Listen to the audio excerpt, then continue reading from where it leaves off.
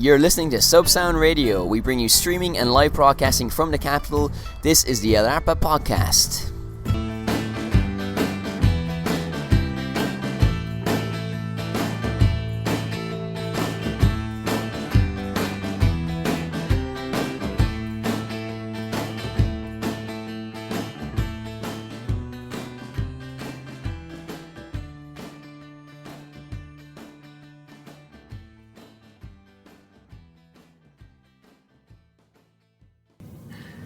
What's brown, grey, and is going 20 kilometers per hour? Maria in her car. Welcome to the Ep4 podcast on wheels. We are currently doing the locomotion in motion on a car, 4 wheels, driving around the city. This is a bit weird, isn't it? This is literally the podcast on tour. Yeah. Is this illegal? Is there a statute or a law that says podcasting while driving is illegal? Podcasting while driving or driving while podcasting? Or driving while podcasting, yeah. Well, podcasting has a priority, so while driving while podcasting. Yes, mainly because we've just been around the globe 4 times. Exactly, yeah. Well, welcome back to a new edition. We're going to catch up with the most exciting part of last week's podcast, which were the clay plots. Clay plots! Why do I keep saying clay plots? I don't know. I'm starting to think they do exist, you know? You found some fabric. Stole the ball, soft the breast. You found some fabric. Yeah, that's confidential information. Well, that can't be released yet, boy. Is this under wraps technically in the university? Yes. No, but we don't know what it is yet, so you can't talk about it.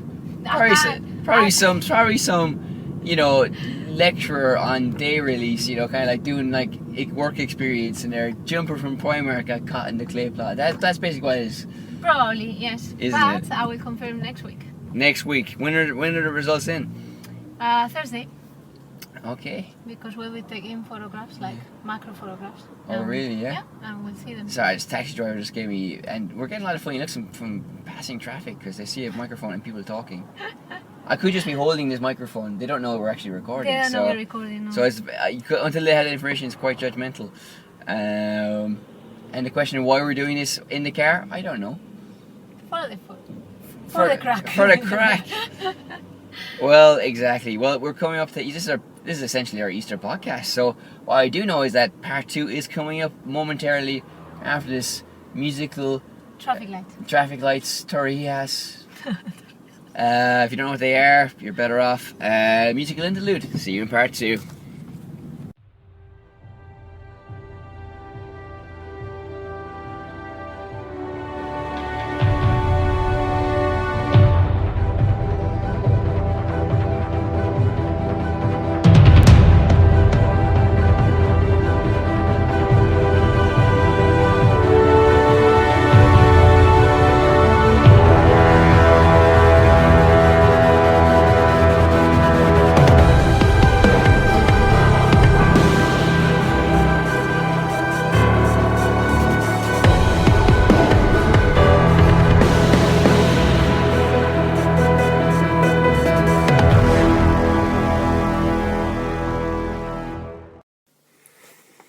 The Cigar Box by Joseph Roth.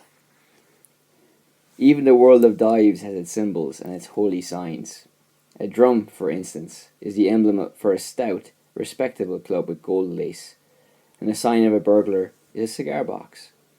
The cigar box contains not Dutch cigars, but, arranged by size, rippers and jacks and little aldermen, or jimmies and claw jimmies. Because in the world of dives, even housebreakers' tools have their nicknames. A picklock is a little alderman, a crowbar is a jimmy, and a drilling tool, which admittedly has become almost obsolete as a tool of civilization, is a ripper. A man who works with rippers cannot gain my respect. He's a dinosaur. A self-respecting man earns his living with explosives, oxygen, and dynamite. A ripper. Get away. The cigar box also contains a few S-hooks. S-hooks are so called because they have the shape of a Roman S. An S-hook is enough to take care of your average apartment door. Franz, though, never carries any S-hooks. He opens apartment doors that get in his way with his penknife. Franz is a skilled operator. That's a segment from a story by Joseph Roth from a book called What I Saw, Reports from Berlin, 1920 to 33. So, So we play some classical music now. that's all from Sunday Miscellany. It's a book I'm reading from the aforementioned Joseph Roth. That's the first you've heard. You've heard me talking about the book, but this is the first you've actually heard the words from the man himself. Mm-hmm. And it comes from a segment where he's describing different bars around Berlin, as you can probably guess. And in this bar, he's talking about the less trustworthy folk and the tools they use to enter houses and to burgle. And it comes from a section called the Displaced Persons. So he talks about homeless people, refugees, and people who perhaps have to turn to other sources of income in times of economic need. So, economic to clay, what's the word? Clay stories, clay plots. Clay plots. My language is failing me this week. But this was a segment you heard. So, what was your reaction to what I just read? It seems like he's a very good observer. Yeah, he is a very good observer. He is very famous in German-speaking countries. We're not familiar with him in this side of the world, but that is slowly changing. He was a prolific writer. He was never seen without a photograph, without a newspaper and a photograph. Jesus, I can't speak. He was paid a delicious amount of $1 Deutschmark or $1 per line, whatever they were dealing with back then. Pennies, buttons, pen caps, or Deutschmarks. He was paid one of those shiny things per line, and he was one of the most renowned journalists of his time. Wrote several novels as well, a lot of novels, kind of dealing with a lot of the same things. Some about Russia, some about people coming back after the First World War and the effects of that, and also several that talk about and warn against the rise of fascism, and even Hitler gets name checked in a novel, one of his novels, and I think that was written in 1933. So even at that relatively early stage, he was quite concerned about the rise of fascism. Ended up leaving Berlin and being exiled and dying penniless, as can happen to many writers in Paris, France. So he's kind of a guy who's travelled a lot. Was born in the far extremes of the Austrian-Hungarian Empire, which actually was Spain. So even though he's kind of born in Spain, but he came from a German family, spent some time in the war. And, well, as you can guess, this book is about a city that he loved. It was a magnet for artists during this period. And it's in some ways very distinctive, seems like a very faraway place, and in another sense seems very reachable. So seems very close to what we know and recognize. He's talking about a changing city, a modernizing city, and kind of what you can see throughout the story, throughout the true story. These are all real accounts of real people. Is a great humanity and a great fondness for displaced people, for refugees, and for people without much hope, for example. And sometimes he pokes fun at them. Sometimes he uses language which seems a little bit strange in comparison to our perspectives today, especially when talking about Jewish people. But he was a supporter. He wasn't anti-Semitic or anything. But ultimately he kind of gives portraits of people in a very affectionate, if not a little sardonic as well, way. So he talks about one Russian general who was a refugee, and every day he was polishing his uniform, showing off his hat, because his hat was like an article that showed his original status, and he was like always saying, "Where are my divisions? Where are my soldiers?" And he collected things with great interest because it was part of his nature, and he guarded the little things that he had because they were like a link to his past. Basically, he was exiled from his country after the 1917 Russian Revolution, which is the anniversary this year, of course, in October later in the year, and how he was of a different time. In a sense, maybe Joseph Roth is also of a different time in some respects, because his Europe was definitely falling away, even though he was cataloguing the modernization of Berlin and by extension Europe through some of his stories. And like as we saw in that passage there as well with the cigar box, he's talking about the different people and their kind of their articles and during their work. that they use for their work. And he goes on to say in the latter part of the story, and this book is comprised of little sketches.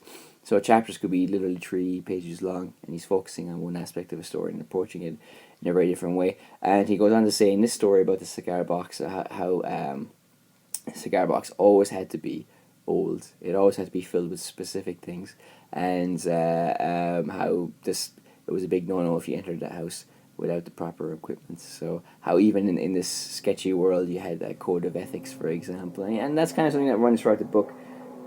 People who have these physical things that either represent something they had, are currently or want to be. For example, he describes the homeless people, how they're given bad clothes, and how they're dressed in ill-fitting clothes, and how some people kind of want to keep their clothes because they're not sure if they'll, the replacements they're given will be adequate, even though the clothes that they actually have, their own property, are full of lice and everything as well. So he's kind of showing the two faces, the artistic, the kind of seedy side of things as well, and the growth of the city. And how, because for a moment in time, 1914, like the center of Berlin was the busiest city center in Europe, so a lot of things were happening, and it coincides with the Weimar Republic, and they mentioned here in the notes, the translator's notes as well.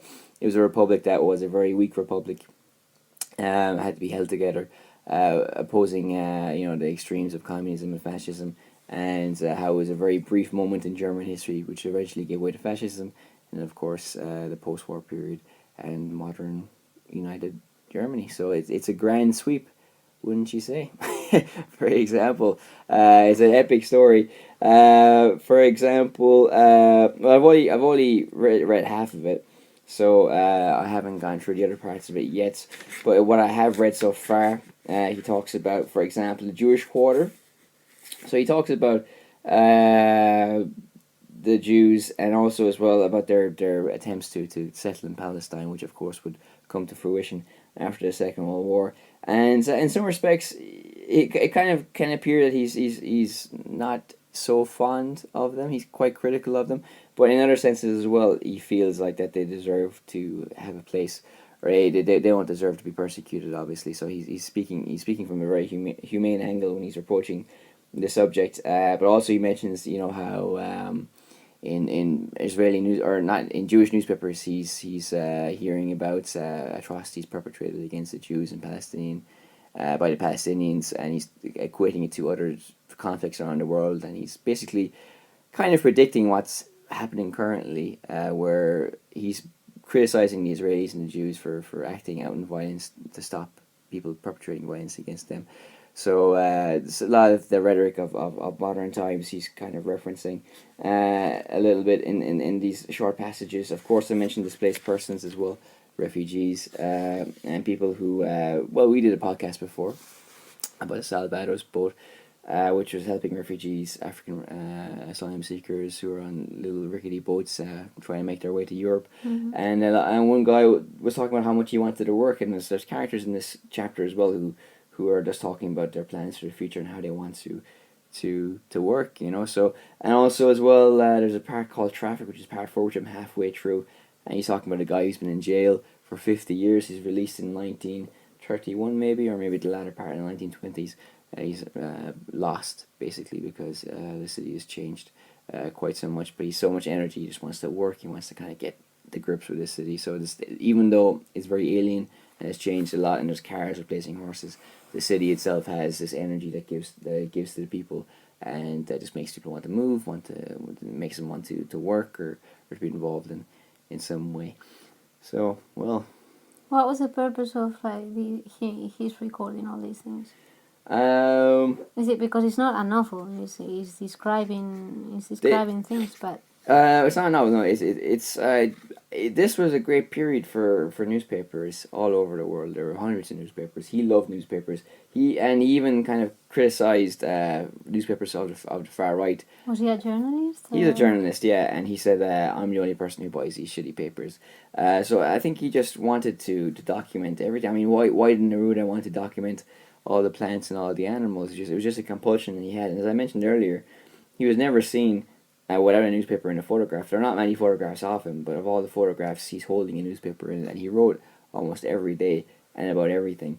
And it's I'm not sure why he does it, but I think he also felt they mentioned in the translation notes that he kind of had a lot more optimism about humanity, and then he saw how people were trampled on and were denied rights, and he became kind of more bleak and negative, and I think he felt very world weary, and he wanted to transmit that through his stories, either because he wanted to make a point to how there's people who need help, but also as well he just as a comment on the times that these things are wrong and they made him very very depressed, for example. So I think that's what the translator says. He knows better than me. I think that does bear fruit in the if you're reading the book. I think you can see that happening a little bit, and I think by the end of his life, he was quite despondent and had been beaten down by a lot of things that had happened.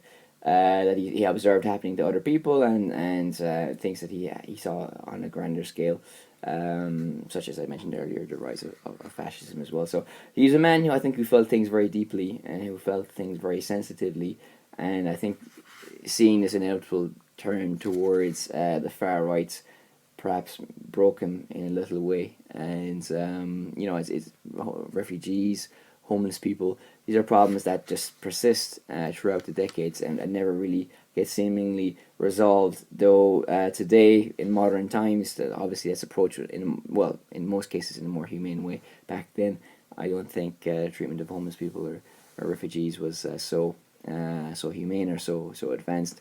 Though the fact that there's facilities there to treat them and to give them new clothes and send them on their way to other countries had its positive aspects as well. They sort of did a halfway house before they continued their lives outside of Germany, for example. So yeah, this is a quite a complex guy, and he even I flicked through the book, so I read half of it, and there's passages at the second half of the book where he's talking about people in bars, and he's quite scathing and critical of the people he mentions or that he sees in those bars, and in other parts as well.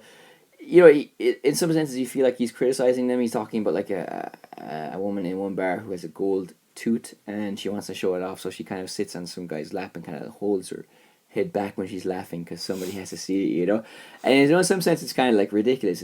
And the book is full of these absurd scenes, but again, human life is so absurd that some people will do that. I have a new gold tooth, I want to show it to everybody. But also as well, it's kind of like, well, this is all she has, and she doesn't have much more. And I think behind it all, there's a great well of sympathy for people like that. And even he talks about criminals with some sympathy as well, because, well, some of them are bad people, like in all walks of life, but other people are there because of economic necessity. And they're all part of the great fabric of the city. And he basically talks about the different cafes and the etiquette in the rich cafes and what happens in the poor cafes, for example. So like the real writer hangouts are the ones where the writers are passed out in their tables and can sleep for hours. And in the fancy cafes, waiters with white gloves kind of expect payment straight away, but they're trained and educated enough to move along if payment isn't so forthcoming. So all these kind of little social niceties that either are in evidence in the upper classes or kind of dissipate as you go down the social ladder. So as you said, he's a great observer. Has seemingly been everywhere, has talked to everybody, and has done everything. And they're slowly translating all of his novels, his kind of memoirs or his observations. And I think every year there's more of his body of work available in the English speaking world, and this book in particular has great pictures from back in the day, and posters and yeah, there's even a chapter about the unnamed dead, which is a great chapter because it talks about people who are found with their faces betray the moment of their death, and like hundreds of photographs in the police station. Nobody pays any attention to them because they're there, because if you recognize them, you can kind of take them from the not the mass grave, but from the unidentified person's grave, and put them in a proper burial plot. And he was in the police station frequently because he was a foreign national and he had to go kind of renew his papers and everything as well. So he's kind of making the comment that everybody walked past him. They were like an afterthought. So he was a guy who was greatly concerned with humanity in all its forms, which including what happens post humanity, basically, when you're dead. So, and he writes fantastic pieces. He writes very poetically. I'll try and find another passage here, which is in the introduction. Yeah, he talked about Berlin. Basically, I mean, he had, even when he left Berlin permanently to live elsewhere, he kind of came back quite often, until until it kind of became impossible with Nazism. He goes, the city, he said, exists outside Germany, outside Europe. It is its own capital. It does not draw supplies from the land. It obtains nothing from the earth on which it's built. It converts this earth into asphalt, bricks, and walls. It shades the plain with its houses. It supplies the plain with bread from its factories. It determines the plain's dialect, its national mores, its national costume. It's the very embodiment of a city. It has its own animal kingdom in zoological gardens, and the aquarium, the aviary, and the monkey house. Its own vegetation in the botanic gardens. Its own stretches of sand on which foundations are laid and factories erected. It even has its own harbour. Its river is a sea. It is a continent. It nourishes the natives of Dusseldorf, of Cologne, of Breslau, and draws nourishment from them. It has no culture of its own, as Breslau, Cologne, Frankfurt, Königsberg. It has no religion. It is the most hideous churches in the world. It has no society. But it has everything that society alone provides in every other city. Theatres, art, a stock exchange, trade, cinema, subways. And he's talking about Berlin, basically. Because even like in Madrid wasn't, when it became the capital, it was like a backwater, straight around Valladolid, Toledo, and it became a city that was, which we know now today is the capital, and Berlin became the primary city. But at the time when this started happening, it wasn't seen as a great city. There are other more vibrant cities with more things, and he's basically describing that there. But it always has had culture, and even after the fall of the Berlin Wall, it has retained, even in modern times, that kind of cultural cachet. So, that's kind of the book in a snapshot. Mm-hmm. Speaking of botanical gardens, we were there earlier, though, weren't we? Speaking of botanical gardens, we were. That's we called were a segue. So yeah. Yeah, lovely place. Yeah. And well, we're having nice weather now, so it was great. Yeah, it's there are lots of species of flowers. flowers, plants, trees, and this even kind of like an area like a rainforest, and it's called like the humidity conditions. It reproduces everything as well because the plants obviously need that environment to grow. Exactly. So it's quite interesting. Basically, there are botanical gardens in many cities, so you kind of like tend to forget about those places. But it's definitely a really nice place to hang around and read a book or have a chat. Exactly. And there's a lot of steam in the greenhouse. Yes, well. So they've replicated the it's tropical like conditions. Amazon, jungle. So it's a nice place to go. It's only €2. Well, €2 for students. It's €4 for everybody else. Yeah. But well. And I mean, we last Monday, before that bird shot all over your car. Oh, shut up! Thanks for the reminder. Well, I was the one cleaning it. Anyway, so we went to in your drink. we went to the Kaiser Forum, which is, well, you know what it is.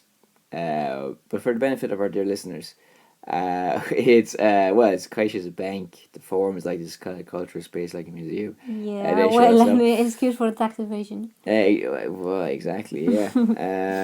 So we kind of saw something that linked a little bit to what I was talking about with this Joseph Roth fella.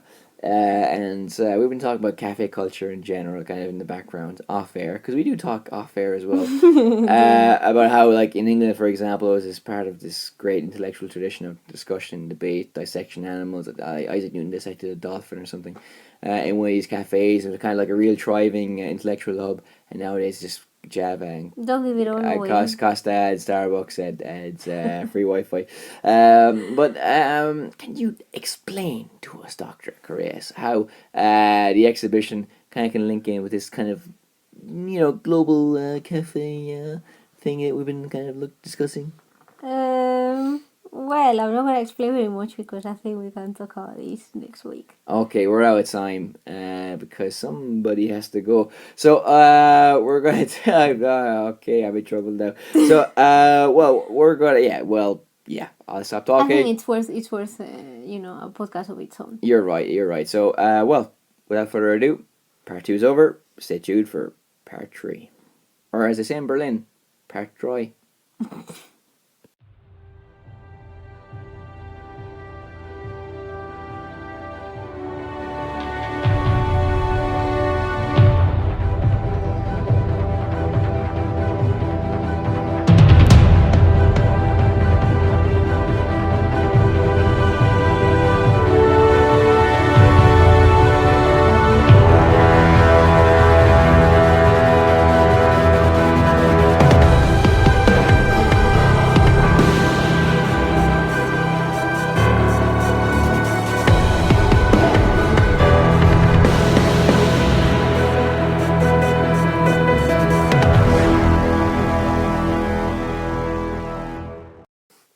What I saw in Leva PS. People pissing on cars. More to follow. There's a And story. that Joseph Roth can leave. Story in the works about that. If you're from Madrid, I think you can relate. If not, just imagine a place that's beautiful, but also has a faint stench of urine. Nevertheless, we're coming towards the end of this podcast. Next week, we can do another podcast because I'll be in Ireland until Thursday morning. But I'm going to be back in the Thursday afternoon, and we can do the podcast on Thursday after we catch up, of course. Of course. How's your Easter? Easter eggs. We'll talk about the Cafes? Exactly. You need more coffee, I think. No, I was just doing that for effect. I think we need more special effects, sound effects in this podcast. So, well, that's it. Have a nice Easter. Have a nice Easter for Arpa, and Don't eat too many Easter eggs. do whatever you do. Jadedly and apathetically signing off is Enda, and Maria. bye, I guess. Bye. Sure. Bye. You're listening to Subsound Radio. We bring you streaming and live broadcasting from the capital. This is the El Arpa Podcast.